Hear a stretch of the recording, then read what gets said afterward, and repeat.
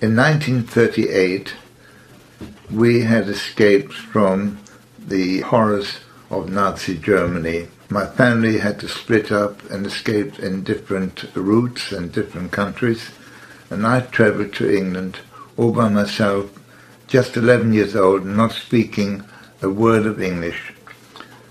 Luckily, I was taken to a boarding school and looked after very, very well. Then we had a family reunion a year later, in 1939. But when we had our school holidays, of course we had to stay somewhere. And my family had picked out a hotel in Maida Vale in London, which was a sort of haven for refugees from all different countries, people who had escaped from the Nazis, from Latvia, Lithuania, Poland, Austria, Germany, and various other countries. And we found that all the people at the hotel had one thing in common: they spoke very little English, they preferred continental food, and they were communicating in different languages. Staying there with some very, very interesting people, some of which I have a story which I will relate at a later stage, but one particular, which I didn't realize at the time, was Sigmund Freud. Sigmund Freud had escaped from Austria a few years earlier and managed to find a house in Hampstead.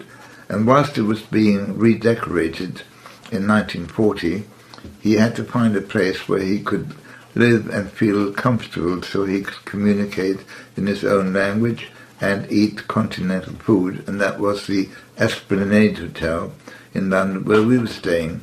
So I remember meeting him, but of course I was not aware who he was.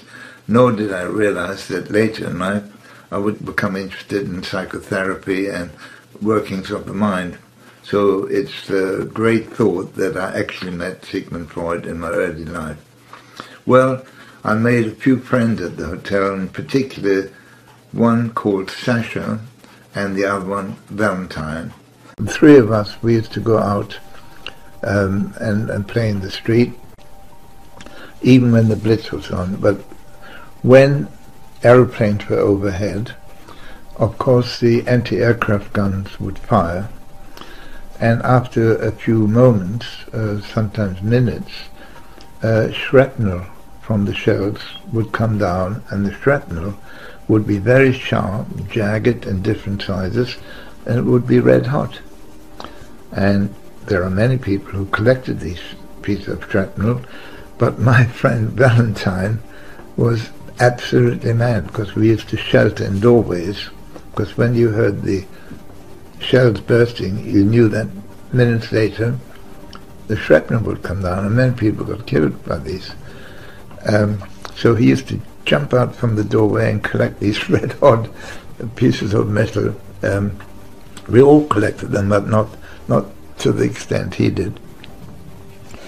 And we had one incredible escape, and that was the three of us went on our bicycles to Edgware Road, which was about 15-20 minutes away from where we were. And we went inside the cinema to see a film, and we hadn't been there long when the usherette came on to us and said, "Are you the boys that left bicycles outside?" And we said, "Yes." And she said, "Well, there's a policeman out there, you've got to move them, because, as I said before, you weren't allowed to leave bicycles around in case the parachutists had the mode of transport, and we hadn't locked them up." So we said, "Oh, couldn't we see the end of the film?" "No, you've got to get out now because the police are waiting for you." We went outside and they said, "You've got to chain them up, but you can't leave them here." We didn't have chains, so reluctantly we came out of the cinema and started pushing the bicycles, walking down Edge Road back to Maida Vale. When we got down, I can't judge it exactly, but probably half a mile, maybe 3/4 of a mile, we heard a fantastic, incredible explosion, and we felt the blast. We weren't blown over or anything like that, but you could feel the blast. The next day we heard the cinema had been bombed, and if we hadn't been called out, we would have been in that cinema. I assume that the usherette who called us out and the other people who were there would have been killed. So that was a lucky escape.